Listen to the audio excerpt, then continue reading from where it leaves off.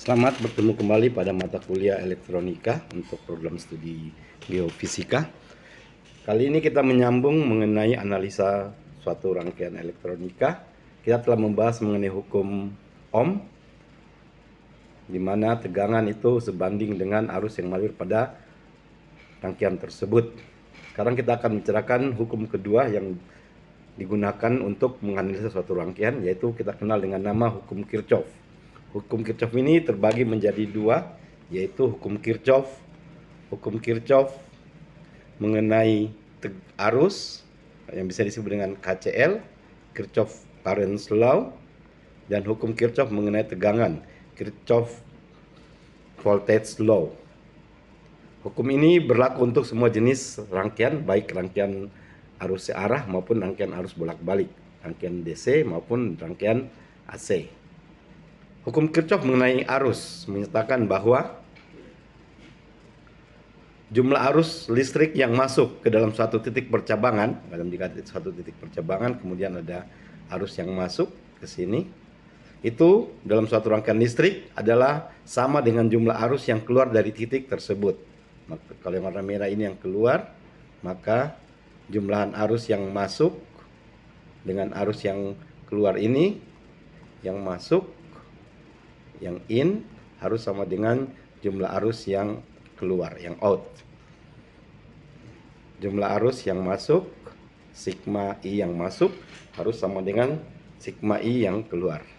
Contohnya pada gambar ini kita lihat bahwa pada satu titik di sini titik percabangan masuk dua buah arus, yaitu I1 sama dengan 2 ampere dan I2 sama dengan 3 ampere. Maka menurut hukum Kirchhoff mengenai arus, maka arus pada I3 yang keluar harus adalah sama dengan yang masuk. Berarti di sini I3 akan sama dengan I1 ditambah dengan I2, atau besarnya sama dengan 2 ampere ditambah 3 ampere sama dengan 5 ampere. Berarti arus yang keluar di I3 ini besarnya adalah 5 ampere. Ini penggunaan dari hukum Kirchhoff mengenai arus. Sekarang kita akan bahas mengenai hukum Kirchhoff mengenai tegangan.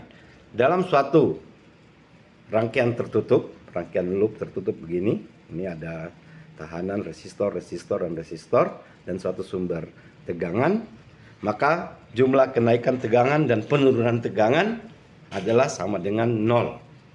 Atau jumlah total tegangan dalam satu loop tertutup pada rangkaian listrik adalah 0.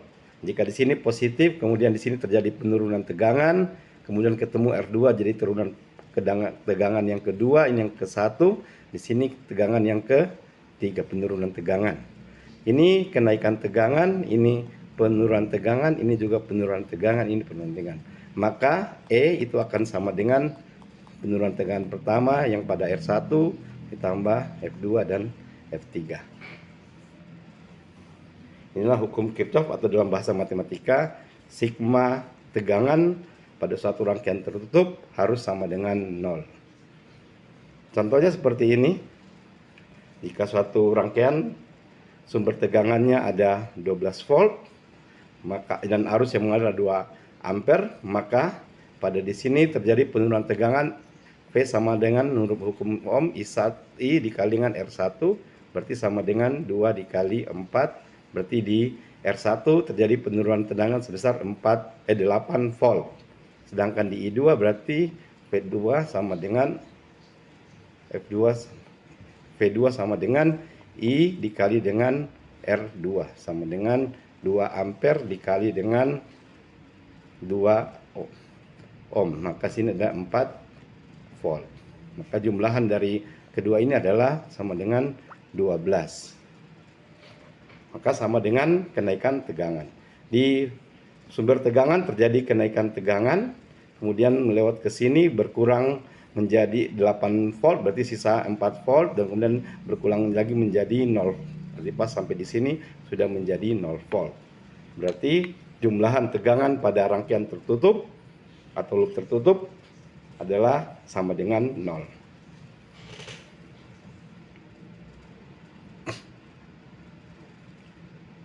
Contohnya di sini pada suatu titik simpul terhadap 3 kawat arus sebagai berikut. I1 dia masuk, I2 dia masuk, I3 dia keluar. Contohnya di sini I1 masuk, I2 juga masuk, sedangkan I3 dia keluar. Di sini diketahui 4 ampere, yang ini I2 sama dengan 3 ampere. Berapakah I3 yang keluar dari titik percabangan di sini? Berarti jumlahan I1 ditambah dengan I2 sama dengan 4 ditambah 3 sama dengan 7 ampere. Contoh yang kedua, dia satu titik simpul terhadap 3 kawat dengan arus seperti berikut ini ya. I1 masuk. I1 saya gambarkan masuk. Kemudian I2 keluar. Ini masuk sebesar 10 ampere, I2 keluar 4 ampere. Kemudian I3 juga keluar. Besarnya adalah 2 ampere. Sedangkan I4 keluar.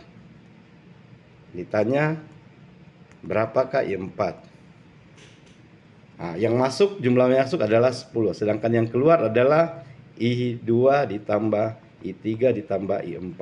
Berarti sama dengan 10 sama dengan 4 ditambah 2 ditambah dengan I4.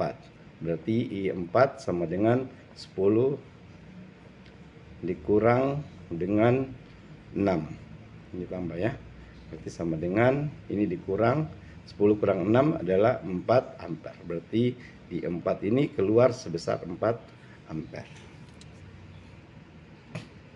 Di sini pada rangkaian tertutup ada sumber tegangan 12 volt, sedangkan terdapat 2 buah resistor yang besarnya 2 ohm dan 4 ohm. Maka langkah pertama adalah kita menyederhanakan dulu resistor ini. Karena dia seri, maka R seri sama dengan R1 ditambah R2 sama dengan 2 ohm ditambah 4 ohm, berarti R totalnya adalah 6 ohm. Ini R total, atau ini berubah gambarnya menjadi seperti ini. Ada 12 volt, di sini 6 ohm. Hanya ada satu resistor. Dari sini kita bisa dengan hukum ohm kita dapatkan bahwa arus yang mengalir adalah tegangan dibagi dengan R totalnya. Tegangannya adalah 12 dengan R totalnya adalah 6, maka dapatkan arus yang mengalir besar 2 ampere. Berarti arus yang mengalir di sini besarnya 2 ampere. Kemudian dengan ini kita bisa hitung bahwa tegangan di sini itu sama dengan I dikali dengan R1, besarnya sama dengan 2 dikali 2. Berarti di sini 4 volt. Sedangkan yang di sini sama dengan 2 dikali 4 volt sama dengan 4 ohm sama dengan 8 volt. Berarti dijumlahkan 4 tambah 8 berarti sama dengan 12. Berarti sesuai dengan hukum Kirchhoff voltage law bahwa sumber dikurang penurunan di sini V1, di sini V2 akan sama dengan 0. Ini ada 3 sama saja. Kita menghitung dulu R totalnya karena ini rangkaian seri, maka R total adalah untuk rangkaian seri kita jumlahkan semua tahanannya, R1 tambah R2 tambah R3, berarti 1 tambah 2 ditambah 5 sama dengan 8 ohm. Maka arus yang mengalir adalah besarnya tegangan, sumber tegangan dikali dengan R totalnya. Maka sama dengan 18 dibagi dengan 8 atau sekitar 2,25 ampere. 2,25 ampere itu 2/4 ya. Kemudian disuruh kita hitung tegangan di sini. Berapa di V1, V2 dan V3. Dengan mudah ini I dikali dengan R1, ini I arus yang mengalir dikalikan R2, di sini I dikali dengan R3. Kita dapatkan seperti ini. V1 sama dengan I kali R1, besarnya 2,2 volt. Kemudian V2 I kali R2, 2 kali 2,5 kali 2, 4,5 volt. V3 I kali 11,25.